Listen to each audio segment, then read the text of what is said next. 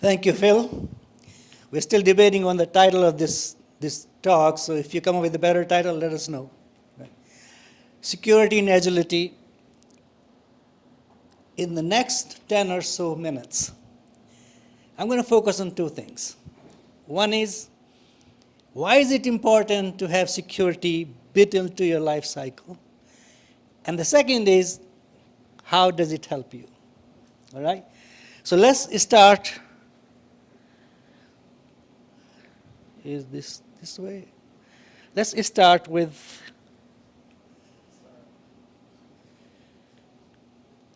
how things get hacked. Okay? And we will start with Facebook. Any die-hard friends? Facebook die-hard friends? There should be a lot. Okay? Now, Facebook got hacked, all right? And how it got hacked was, there was a stolen user access token. And what this basically means that if you are going to your own portal and you want to use your credentials with Facebook, you can do that. A token is given, and if the token needs to be secured very well, and if it gets stolen, you have all kinds of problems. And that's how Facebook got hacked. Let's take the next example.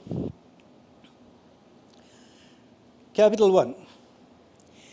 Capital One got hacked because of a misconfigured server.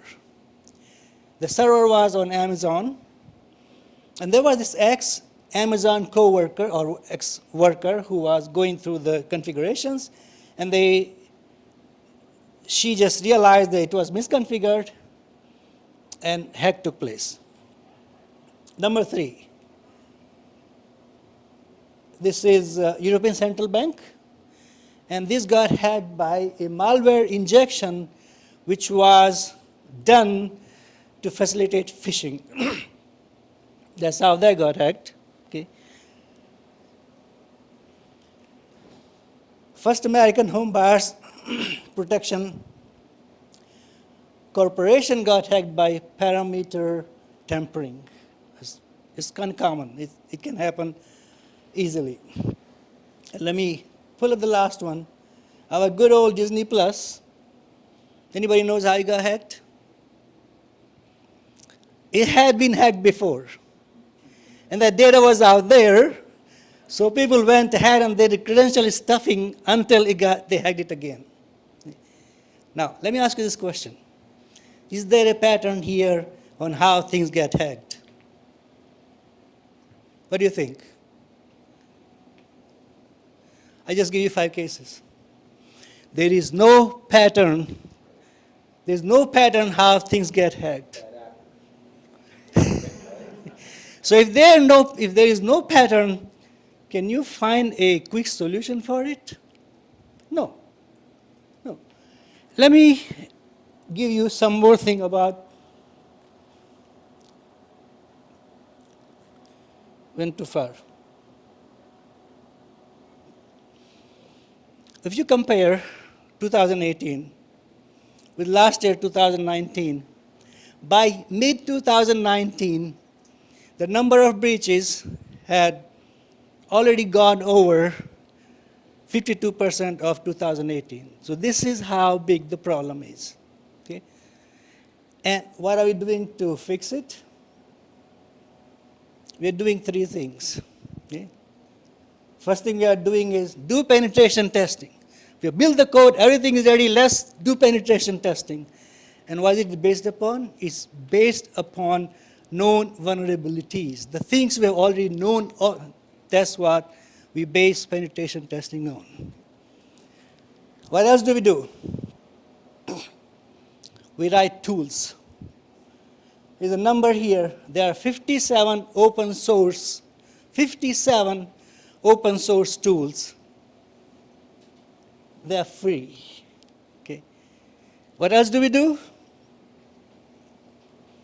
We give out certifications. Here is CSIP, CISSP. Here is CEH for you. So we test you on a body of knowledge and say, now you are the expert in security and you can handle it all. All right? Are we going to get under control with these methods? I doubt it. Now, if you recall, those of you, I'm old, I don't have any hair anymore, okay?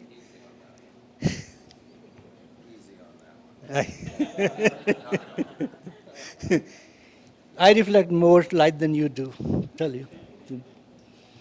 Now, if you recall, 2 decades ago, we were in the same boat with quality. What was the mantra?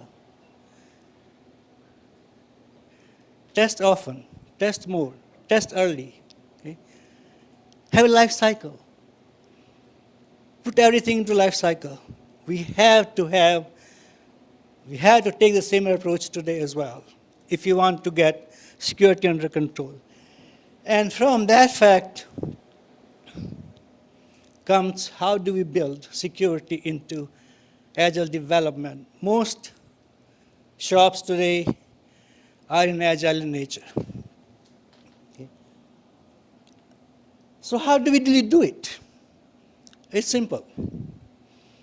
You have functional requirements, you have functional stories. You also have non-functional stories. You build the stories for performance.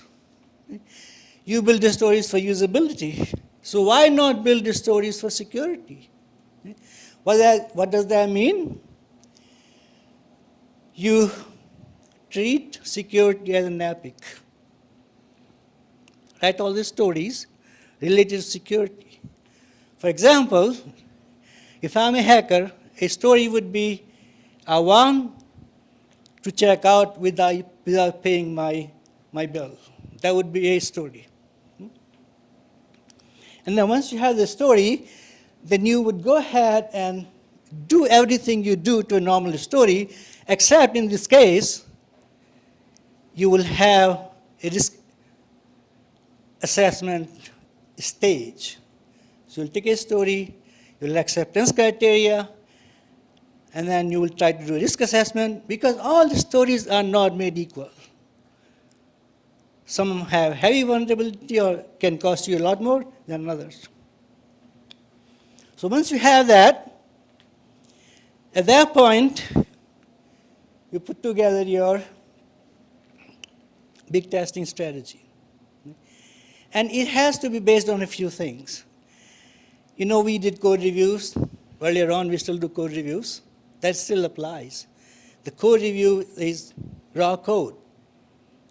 So when we move from raw code to compiled code, we still do security testing by using static security application tools. When we move further, we use dynamic tools to evaluate security. And then we also have testing of security stories like you would do for any other functionality. And you wrap this all up with a final pen testing, which is penetration testing. So what you have just done is you have treated security as any other functionality, and you are building it accordingly. What are the benefits? First of all, it's cost effective. You are taking care of security or the vulnerabilities as they arise. You don't wait until the damage has been done. You don't have to deal with downtime.